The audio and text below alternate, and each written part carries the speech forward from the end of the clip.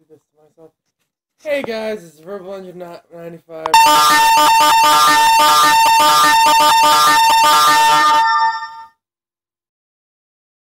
You know, normally I would just restart the video because we're only 10 seconds in. That is too good to not have in, now that it's happened. Okay. Anyway, hey guys, this is Verbal Engine 95, recording live from the local county prison cell. I picked a really not easy fight to do today. So, yeah, it's going to be Lightning from Final Fantasy 13 versus Shulk from Xenoblade. Well, the Xeno series, technically. But, come on, it's modern day. It's modern times. He was in Smash. This isn't the PS2. Everyone remembers him for Xenoblade. Or everyone's going to remember him for Xenoblade. Why is this a really hard fight, you might be asking yourself. You know, why would this be so hard to do? Well, traditionally, RPGs are hard to translate into, like, Death Battle. Right? Just because they're so stat-heavy. It's a lot easier with turn-based RPGs, because it's literally, okay, this is every attack this person can do. Once you get into, what are they known as? Once you get into, they're not multimedia they're not MMORPGs, but they're cooldown RPGs. You can attack whenever you can attack, not you can attack when it's your turn. Such as Final Fantasy 13 and Xenoblade. Then it starts getting really hard, because you're just translating stats into, you know, you're translating stats and buffs into, you know, what, like, oh, these are real, you know, as if they're real things, and they actually don't mean anything in a real non-RPG fight. Not to mention, Shulk has not to mention, it's really easy to just say, Shulk does this in Smash. So there. But first of all, Shulk has 2 Slash exclusive arts. Second of all, none of his other Smash moves do anything like they do in Xenoblade, well, maybe except for backslash. And thirdly, they took half the moves from other Xenoblade characters and gave them to Shulk. So there's really no, you know, yeah, so I'm gonna try to have to avoid Smash, which sucks, because I know Smash a lot better than I do Xenoblade. And I'm gonna have to try to, you know, turn these these not real-life things that are from RPGs, and translate them into real-life things. So, let's get started here. So, Lightning, being, you know, a trained soldier, used to being on her own, you know, made pretty much, for lack of a better term, programmed to take out the, whatever the fuck they're called, I don't know, Final Fantasy. I have not played Final Fantasy forever. Great way to start out this video. But yeah, considered probably the best Gunblade user in the Final Fantasy world. I don't know how many, I mean, I would say, well, you know, there's Squall, but nobody fucking likes. I'm sorry. Okay, I hate to keep interrupting the video here, but let me just get something straight off the bat. 8 sucked. Final Fantasy 8 sucked. I'm sorry. You can like it if you want, but it sucked, and you like a thing that sucks. That's if you like it. I'm not saying you're wrong for liking it, I'm just saying you like a thing that is bad. So take that as you will.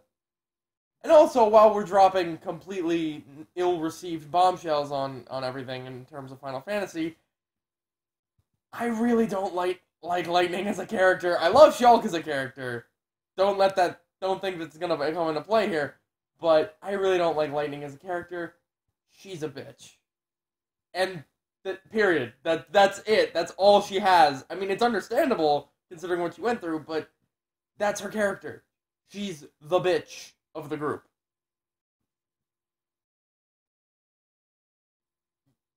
You've got Snow over here who's all Steel Guard, and then you've got the bitch. I know I missed like 3 or 4 other characters, but still. So let's just get that out of the way. Alright. So, like, you know, Gunblade user, skilled enough to take out, see, if it weren't for cutscenes, I'd have nowhere to go with this. Skilled enough to take out many, many, many soldiers by herself without her weapon, and with her weapon, and a robotic horse, she's single-handedly taken out Chaos Bahamut and Caius, both of which were no picnic. I mean, she took them out individually, but she took them out right after each other, after receiving a new Gunblade from... The goddess's name is Sarah, right? Yeah. After receiving a new Gunblade from Sarah, which was significantly more powerful than the first one. So I'm assuming that's the one they go with. Yeah, where now with this new one, she's got basically multiple forms of this Gunblade, which make it pretty much every gun plus blade. Like, that's, well, I guess technically it would be every gun times blade, but whatever. She's got a form of sniping, where she shoots electricity out, by the way, for most of these. But she's got a form of sniping, a form of rapid fire, gravity mines, which I guess act as sort of like grenades. She's got... Anyway, oh yeah, she has lightning powers, as her name would suggest. So, yeah, they never explain it, to my knowledge. They never actually explain how she has lightning powers. They just said, I changed my name to Lightning. Lightning does this and blah, blah, blah, blah, blah. And now I'm Electrus. Now I'm Cole McGrath all of a sudden. So, yeah. Talk about Shulk now. Now it's Shulk time. Everybody, I had to have one. So... The kid with the Monado. It's the best I can describe him. He's the guy with the Monado. He's the pretty common guy with the very uncommon sword. You know, the Monado made up of reality. Power to supposedly save the universe. Or recreate or restart the universe. But, of course, he hasn't actually mastered it. That's why he hasn't been able to, you know, just do that on a whim. He's not Alien X. So, there are a lot of references there. So, when it comes to actual combat, this guy has a lot of things he can do. This guy has the arts. Not like the fine arts, but, well, okay, let me explain. He's got arts, which are basically just attacks, with the exception of, what? Shadow Eye, Battle Spirit. Shadow Eye does fucking something. I'm not gonna try to go over every fucking attack, but Battle Spirit is probably significant to this fight, mainly because it draws from his HP to increase his talent gauge, making him able to do more arts, but in a real-life scenario, drawing from your HP would be the equivalent of either hurting yourself or draining your life force, so that's gonna come into play if that's the case. Plus, if he's doing it to refill his talent gauge, that means there is a clear limit on when he can do arts. So that's significant if they're gonna include Battle Soul. Did I say Battle Spirit? Yeah, no, yeah, totally, Digimon Battle Spirits, or Battle Spirits TCG, not Battle Soul. But, in fairness, the Monado arts are sort of worth it. The shield and armor Monado arts, well, the shield art just sort of lessens the blow of everything, whereas the Monado art, or the armor art creates an entire like force field around you. He's got slight healing. I think that's actually what it's called, like slight heal or something. The cyclone art, which as it would suggest, creates a cyclone around him. The Buster art increases the damage of his attacks. The speed art increases not only how fast he can move, but also would increase, I believe, his evasion time or something like that. I don't know, like his.